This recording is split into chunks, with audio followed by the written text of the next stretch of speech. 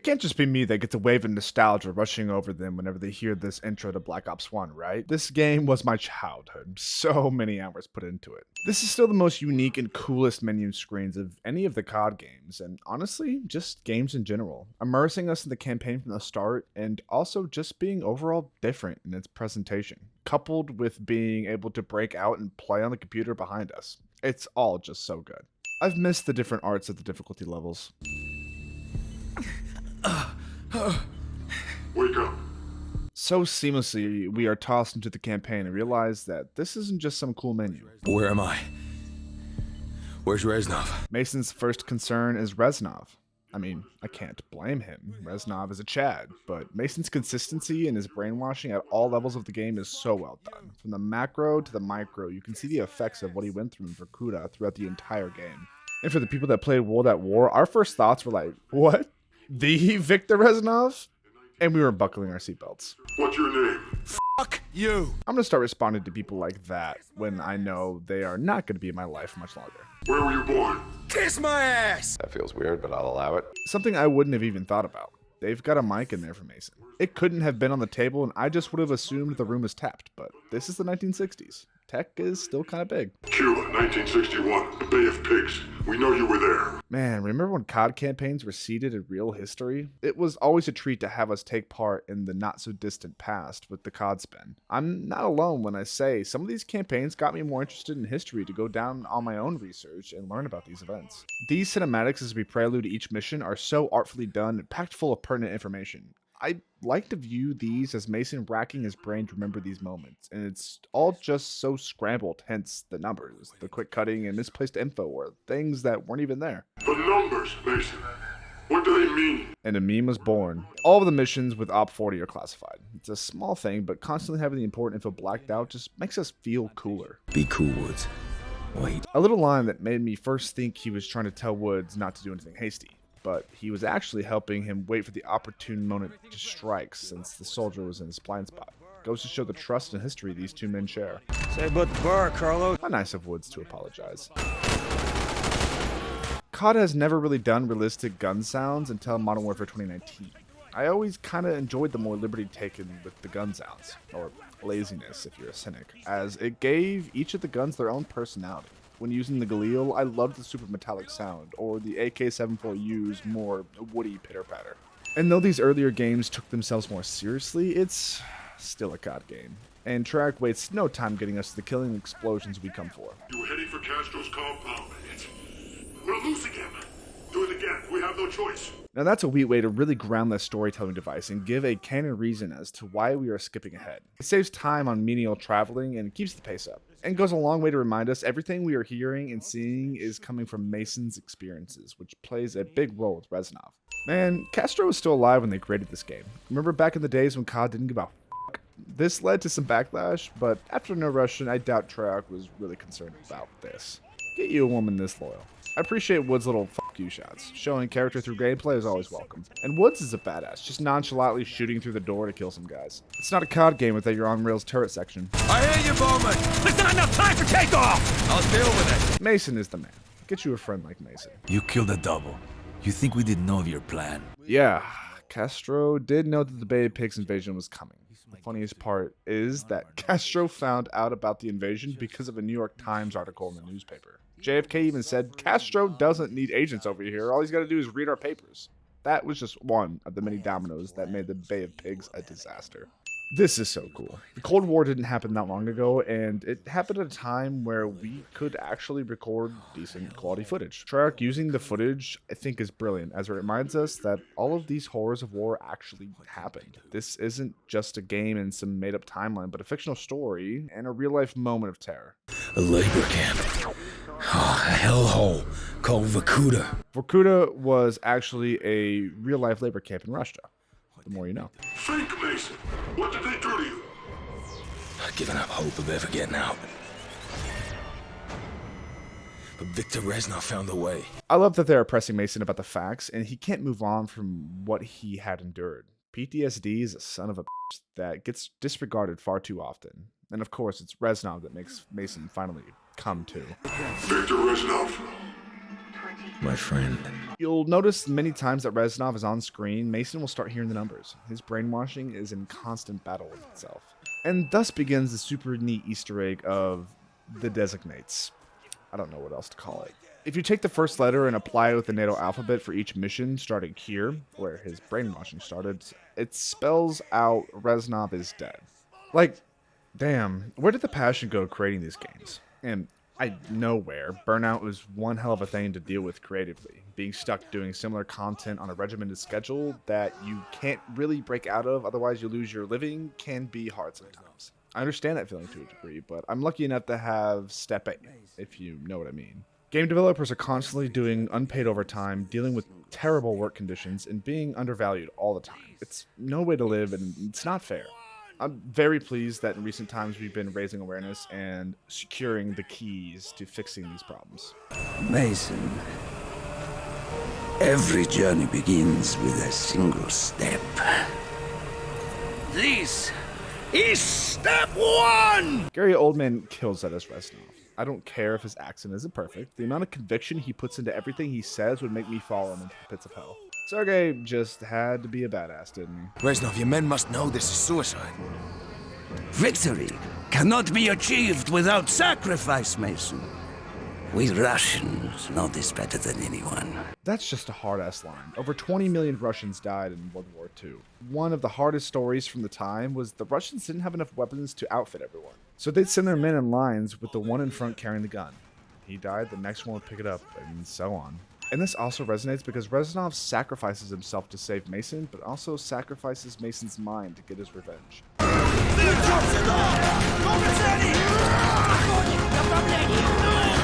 Sometimes the score goes off in COD games, and this is one of those moments. You can't tell me you didn't feel powered as hell fighting your way out to this music. Sergey's a beast. Ain't nothing like the death machine. They wanted you to kill him. Yeah. There were others. Others I was supposed to kill. JFK murder shadowing.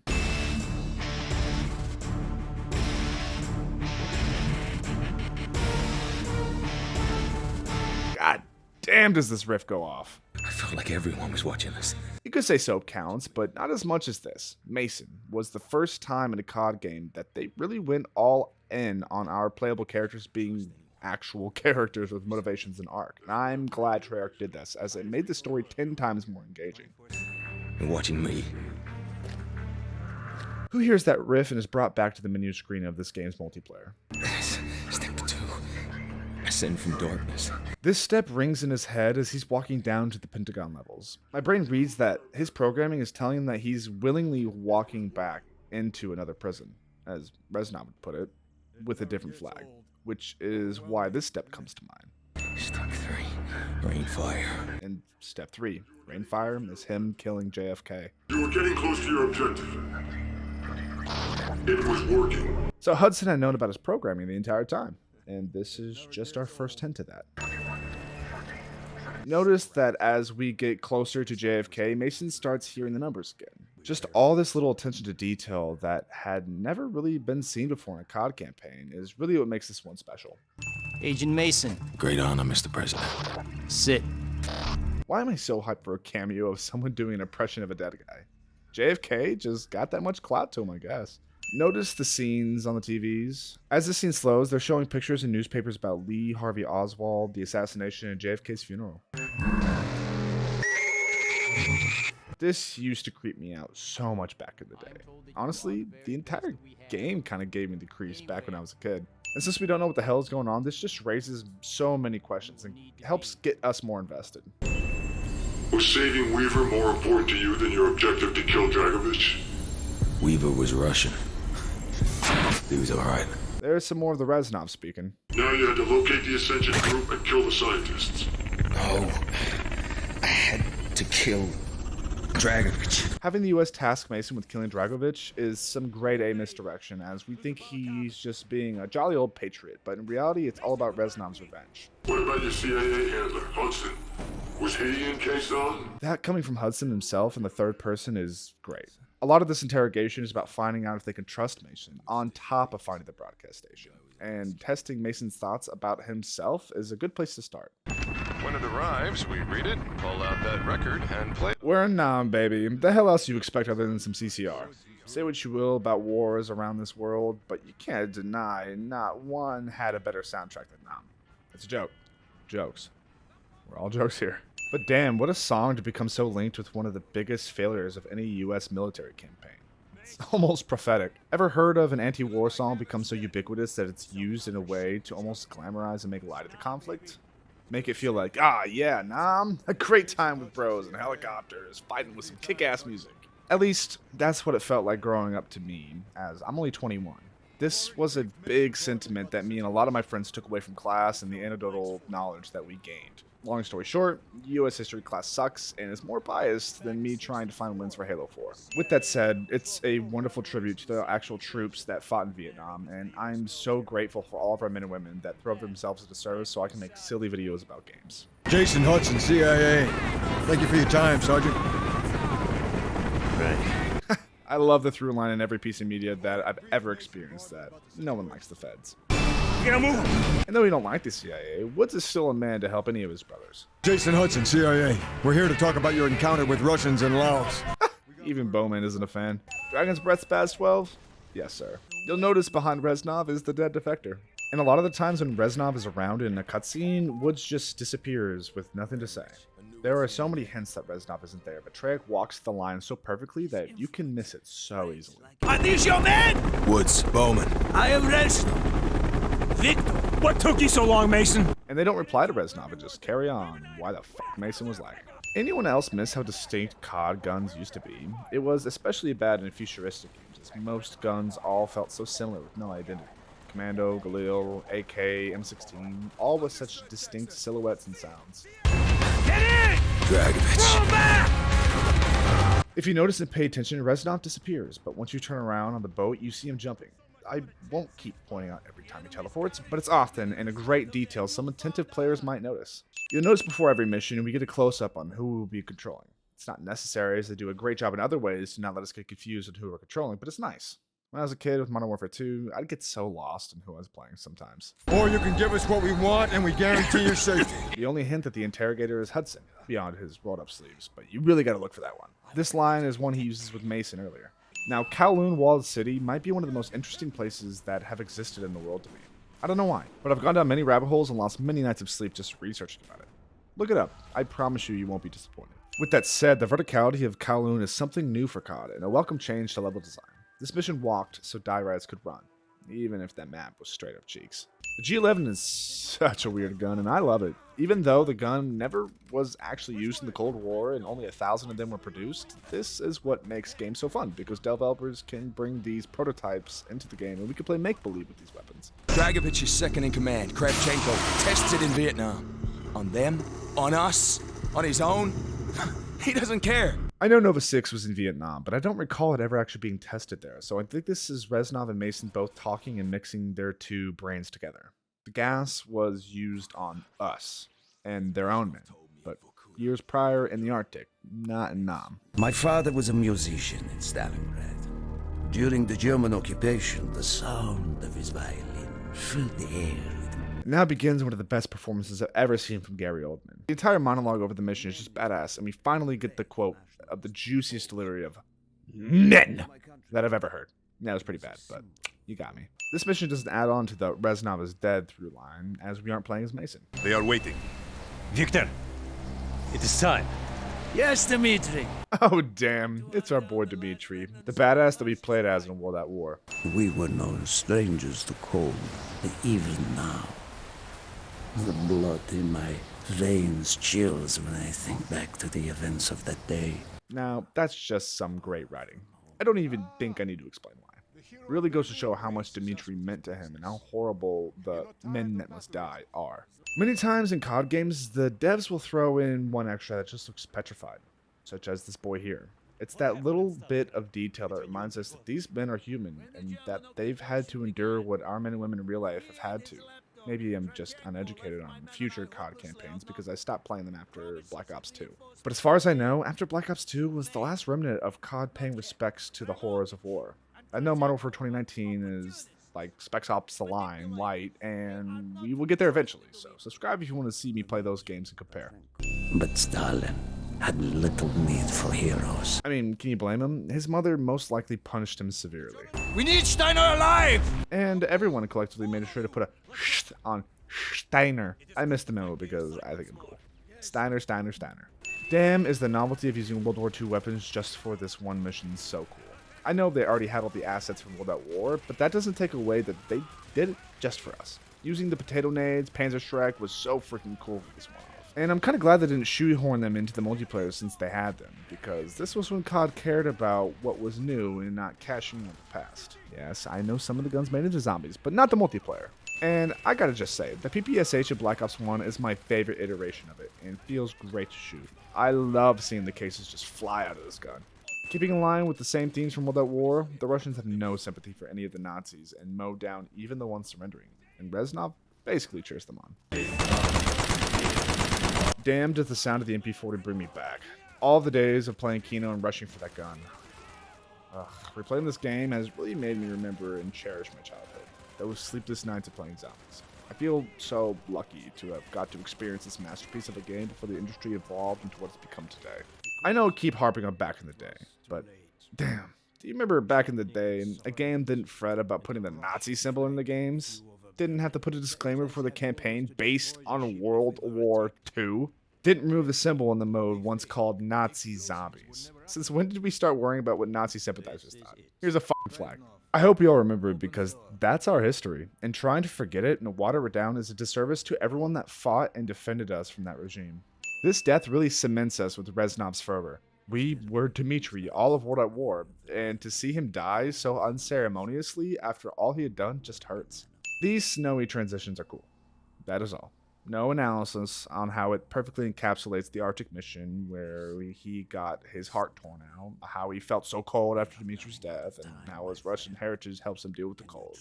Damn it, I did it anyways. The flag may be different, but the methods are the same. God damn, I love that line. It really makes you think about everything in this context. They will use you as they used me. And I love the irony that Reznov is spitting right now. He's no better than them really because he's just like them. He programmed Mason and used him, just like Dragovich did, subservient to his own flag than Russia. Dragovich, Kravchenko, Steiner. These men must die. Never gets old. Okay, what the f***? I knew Mason calling Hudson and Ice Cube was funny and all, but I just learned that Bozeman was voiced by the Ice Cube. And I just find that funny. Who knew that he was actually like a good voice actor? I looked up who voiced him and I was just so surprised. And I just wanted to know what voice was behind this sexy ass man. And it's fucking Ice Cube. The guy that voices Bowman is the same guy that said this shit. Stop f***ing Korean G. Mason is such a hard ass, he could just stab on the opposite side of the heart and still kill you instantly. Someone drop a nade in the hole! I do appreciate the dedication to trying to replicate the Viet Cong tunnels. Not nearly as in depth and nutty as they really were, but it was 2010, so I'll cut him some slack. Alright, but move quietly. What the f is wrong with you? Probably the biggest hint that Mason is a little nuts. Mason, you gotta keep your Guess you could say Swift wasn't fast enough. Where are you, Woods? It doesn't exactly line up thematically. I guess Mason was finding freedom from the tunnel, but even that feels like a stretch. My point is that this track goes so hard. No, he's my friend. He helped me escape. Remember when Sam Worthington was about to be the next big thing in Hollywood? That was a weird time. But I really like his performance as Mason. He's solid, and I've never understood the hate around him. The world is on the f***ing brink of war! Whose war? Reznov really got to him, and that's a big question and conversation topic I hear come up a lot of the time. When I talk to people I know and the subject of service comes up, I constantly hear, I don't want to fight another man's war. What's your thoughts on this? This couldn't be a game in Vietnam without the Rolling Stones, could it? And hey, look at this. The on-rails turret sections are evolving to give us more agency as the player. I swear to God that Woods was crying. But he never let us see no tears. Let's normalize crying. I cry all the time. It's one of the best feelings in the world to just let it all out. The SR-71 is like the symbol of the Cold War. Not really, but you know what I mean. It's one of the sexiest planes to have ever been made. And the fact that they went so fast, the metal got stretched. Ugh, that's so cool. Am I winning an effective plane design? Yeah, I am. So, deal. Hey, who said COD is formulaic? This is some neat gimmicky RTS gameplay that was enough for me to not get bored. Roger that, big eye. And going from the Blackbird to on the ground where you're watching is cool. You can't say it's not. Halt. Don't move. COD without a small stealth mission is no COD at all. This is just badass, okay? Isn't this what the core of a COD campaign is supposed to be? Weaver would make a good photographer. Take a lot of photos and you're guaranteed to at least get one good one. Dragovich is fully weaponized and deployed Nova 6. He has sleeper cell agents all over the U.S. just waiting for the signal to release. Invaded. The U.S. was invaded decades ago, Mason. The Cold War was really a war of intelligence and spying, and I love how much Black Ops lead into that. No talk! One chance, Mason. We'll take it. Okay. That's the hardest shit I've ever heard. You can't kill me! And that's when Woods solidified himself as one of the best characters in COD. He was willing to blow his brains out to give Mason a better chance of having the bullet lined up in the cylinder. This time, do it. Aim line! Ready. 6 and 8 o'clock. Like I mentioned earlier, the trust between these two men and being able to communicate and get shit done is just awesome. Yeah, Soap and Price got that too, but I think there's something about the grittiness and presentation of Black Ops that makes me connect with this duo more. You see that hind? We're gonna take it. Mason, what the f are you doing? More hints to Mason being a whack job. Woods! Rip, but not actually Rip Woods. You're okay. Are you okay? Woods fake out. Dragovich, Kravchenko, Steiner, they all had to die. The twist of the brainwashing is so well done again. All the hints are there for us to figure it out before it's revealed, and that's the linchpin between a good and a bad plot twist. Just a little way to raise the tension. The DEFCON levels have been dropping throughout the entire campaign in these cutscenes. Victor Reznov? Wanted the same thing. Should I win it again, or am I getting annoying, y'all? I don't care. This story is simple and straightforward, but told masterfully well. It's honestly a masterclass in my favorite way to tell stories. Keep things simple and execute it well. For a second, it looks like Reznov just entered the frame, and we are still looking through Mason's eyes. But then the camera begins to tilt to a more second-person point of view. This is camera work from people that cared and understood the language of film.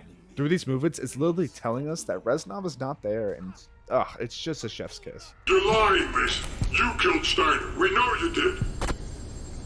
Reznov got exactly what he wanted. Revenge. The emptiness in that delivery speaks like Mason knows that he's brainwashed and just can't accept it yet. Sam Worthington is a good actor, I f***ing swear. I gotta say, this thermal is the worst shit I've ever seen. But I can only imagine it's accurate to the times, so there you go, Treyarch. I like the little Nova Mask pseudo health bar. Adds a little extra tension to this penultimate mission as that bitch don't regenerate. Stand up! My name is Victor Reznov. And now we get the reveal that Hudson knew what was going on the entire interrogation.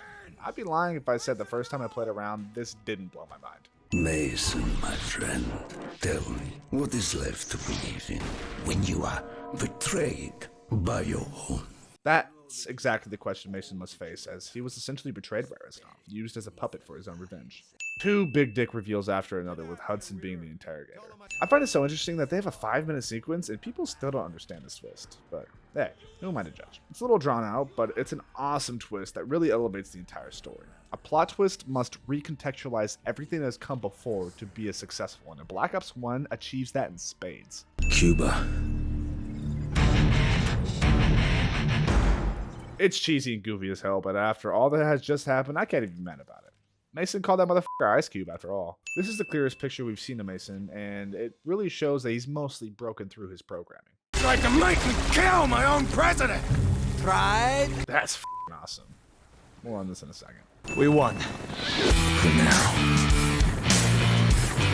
We get this cheesy ass music to America winning and being great, and it's fitting only because of what happens next.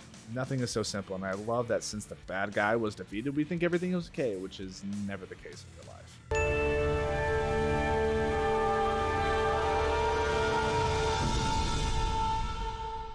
Ascension. During this ending, we hear Mason describing the bullet caliber used to kill JFK, the location, and then this image of him right before Kennedy took his last ride. Treyarch not giving two fucks and saying that their man Mason couldn't fight his program and helped assassinate JFK is just bonkers to me. That, alongside the prevailing conspiracy that there were two shooters and not just Oswald, makes this so much cooler. It's a dark and sad ass ending that we can only interpret, as Treyarch doesn't really pull this thread anymore in Black Ops 2, but it's still crazy and awesome nonetheless. So, Black Ops 1, probably my second favorite COD campaign of all, right behind Black Ops 2. I love the setting, the characters, and having a fully fleshed out protagonist is just awesome. Plus, the added bonus of this being set during a very well recorded time in history is just icing on the cake. I was thinking about touching on zombies and talking about them throughout the games as I go on, but I wasn't too sure about it. Would you guys like me to talk about that as we go through these Call of Duty games? Let me know down below. What did you think of Black Ops 1? Should I do more COD games? I mean, even if you say no, I'll still probably do them, but I still want to know. Let me know what you think. Motherfuckers, it's 6:30 a.m., so please drive the speed limit, drink some water, and love one another. Pizza!